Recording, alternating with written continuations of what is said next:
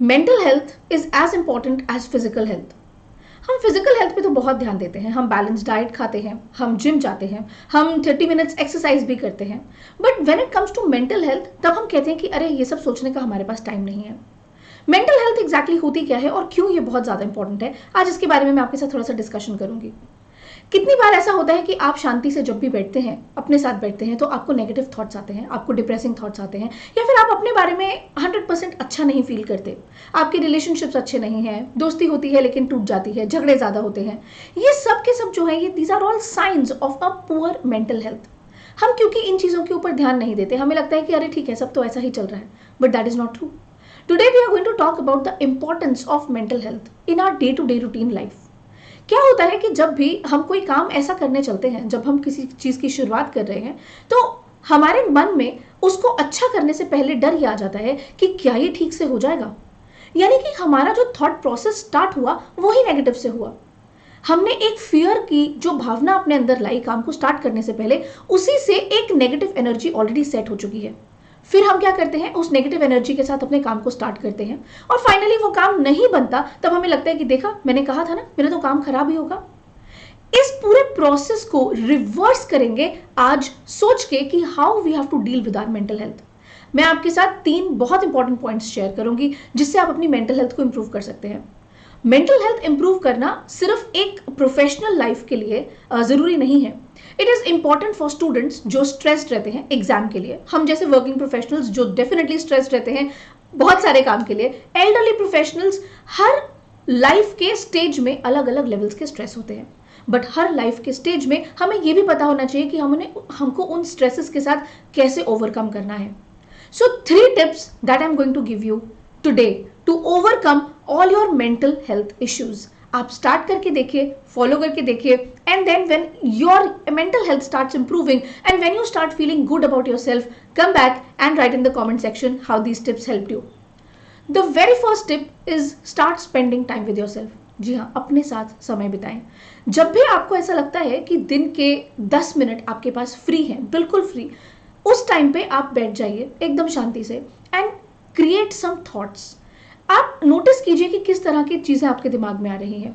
अगर वो चीज़ें पॉजिटिव नहीं हैं तो फोर्सफुली उनको पॉजिटिव थॉट्स में कन्वर्ट कीजिए। Start feeling good about yourself, start feeling good about your surroundings, be thankful, पे ग्रैटिट्यूड। जब आप सिर्फ 10 मिनट के लिए दिन में पॉजिटिव चीज़ों को देखेंगे, आपकी मेंटल हेल्थ ऑटोमेटिकली इंप्रूव होना स्टार्ट हो जाएगी। उन 10 मिनट में आपने वो सारी पॉजिटिव चीज़ों को नोटिस किया जो एक्चुअली आपने बाकी के 23 घंटे 50 मिनट में नहीं किया था। Which is why this point, spending time with yourself and creating positive thoughts of gratitude and thankfulness, is very important and my first tip to improve your mental health. The second tip to improve your mental health is concentrate in the moment. मान लीजिए कि आप पढ़ाई कर रहे हैं तो उस टाइम पे आपका फुल कंसंट्रेशन पढ़ाई पे होना चाहिए। मान लीजिए आप खाना खा रहे हैं तो पूरी माइंडफुलनेस के साथ उस टाइम पे सिर्फ खाना ही खाइए। अगर आप खेल रहे हैं तो पूरे कंसंट्रेशन के साथ सिर्फ खेलिए। अगर आप कुछ भी, basically any work that you are doing, do it with full mindfulness. अब उससे क्या फायदा होता है? उससे ये होता है कि you are living in the present moment consciously. आपका जो माइंड है वो फुल्ली एक्टिव है उस काम को करने के लिए उस टाइम पे। नहीं तो कैसा होता है कि हम बुक खोल के जरूर बैठे हैं लेकिन हमारा दिमाग वॉन्डर कर रहा है कहीं और पे। This is not just for students, it is for adults also. हम कुछ भी पढ़ने बैठते हैं, फॉर एग्जाम्पल एनी नॉवल या एनी बुक या इवन अ न्यूज़पेपर, तब भी हमारे दिमाग में कॉन्स्टेंटली थॉट्स आते रहते हैं। इन थॉट्स को फोर्सफुली हटाइए and try to concentrate in the work that you are doing. When you start doing that, then you will notice a change in the pattern of your grasping power. आप बहुत fast read करना start हो जाएंगे। आप कोई भी चीज़ को बहुत माइंडफुली, बहुत ध्यान से करना स्टार्ट होंगे तो आपका आउटपुट जो है वो बहुत ज़्यादा इंक्रीज होगा। The third thing that I want to share with you for improving your mental health is that you have to give ample time to leisure and sleep. Sleep बहुत ही अंडररेटेड चीज़ है। हम realise नहीं करते, हम सोचते हैं कि अरे 2 घंटे मिले ना, सो गए, बहुत है, लेकिन ऐसा नहीं है। एक स्ट्रेच में 7 घंटे की नींद हम सब के लिए बहुत ज़रूरी है, फिर चाहे आप स्टूडेंट हो चाहे आप एडल्ट हो।